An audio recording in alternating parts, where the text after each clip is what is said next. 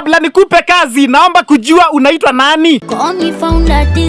Unaishi mitaa gani? Dar es Salaam. Kabla uje Dar es Salaam ulikuwa unaishi wapi? Hapo zamani nilikuwa Kigoma. Kwenu mumezaliwa wangapi? Wasita. Wa kike ni wangapi? Wa kike ni 4. Na wa kiume?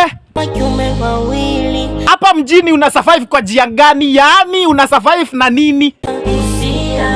Usia gani? Usia wa mama uo. Ukipata kazi unahitaji mimi kama bosi nifanyie? Ukipata niongeze. Hivi na mama yupo? Mbele zake kashatanguliaga. Kila nikifikiria unanipa majonzi mie.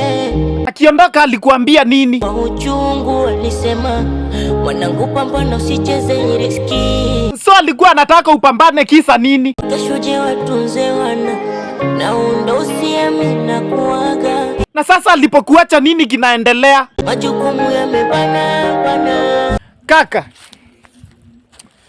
kazi umepata. Tena nataka nikufanye meneja wa hii kampuni. Yo yo yo yo yo yo. Tata Mwandi.